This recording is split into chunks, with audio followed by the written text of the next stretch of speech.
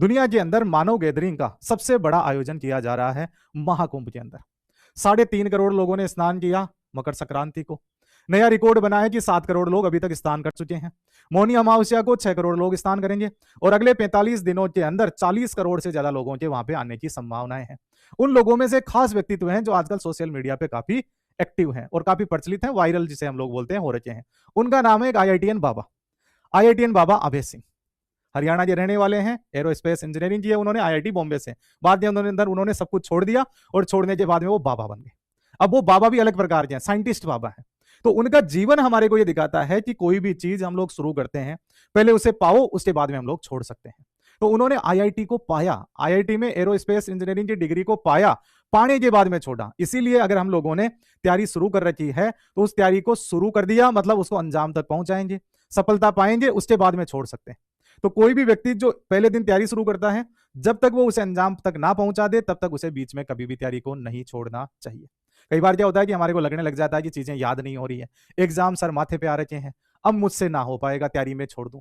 2 फरवरी को आरएएस हो जाएगा, फरवरी लास्ट के अंदर कोऑपरेटिव हो जाएगा, 23 मार्च को ईओआर हो जाएगा, मुझसे नहीं हो पा रहा है। तो उस दिन को याद करो जिस दिन हम लोगों ने तैयारी शुरू की थी, और शुरू की थी उस दिन हम लोगों में जो जोश था, जो विजन था, जो मोटिवेशन था, वो लगातार बना रहना चाहिए। डायरेक्ट करंट की तरह रहना चाहिए हमारे पोजीशन मोटिवेशन की, ना कि फ्रीक्वेंसी मॉड्यूलेशन की तरफ, ताकि थोड़ी फ्रीक्वेंसी बढ़ी फिर कम हुई फिर बढ़ी, ऐसा नहीं होना चाहिए।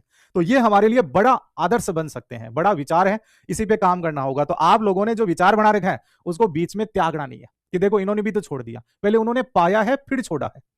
तो हम तैयारी को बीच में नहीं छोड़ सकते किसी भी हाल के अंदर। तैयारी के बाद में क्या होगा क्या नहीं होगा वो हमारे हाथ में नहीं है, लेकिन तैयारी शुरू की है तो तैयारी को अंजाम तक हम पहुंचाएंगे, ये हमारे हाथ के अंदर है। और यही गीता का ज्ञान है और यही वास्तविक सत्य है। इस सत्य को जो जान गया वही व्यक्ति जीवन के अंदर सफल हो जाता है। अदरवाइज हम लोग जब भटकाव लेते रहते हैं तो हमारे सामने कभी भी इस प्रकार के अचीवमेंट नहीं आ पाते और हमेशा ही कुंठाओं में गिरे रहते हैं। तो जीवन के अंदर हमें अचीवर होना है, ना कि कुंठित मानव। और जो कुंठित मानव होते हैं वो अपने आसपास के लोगों को, अपने घर वालों को ही परेशान करते हैं। तो उस प्रकार का हमारी पर्सनैलिटी नहीं होनी चाहिए। हमारी पर्सनैलिटी डेवलपमेंट के टास्क हैं ये। जब कभी भी हम लोग किसी प्रतियोगिता परीक्षा की तैयारी करते हैं, that is part of your personality development. तो उसी अकॉर्डिंग सोचो, हमारे विचार खुलते हैं, नई इंफॉर्मेशन आती है, सारे के सारे जोश के अंदर भरे हुए होने चाहिए, सारों के अंदर मोटिवेशन होना चाहिए, यस वाला, और आर्मी एटीट्यूड होना चाहिए।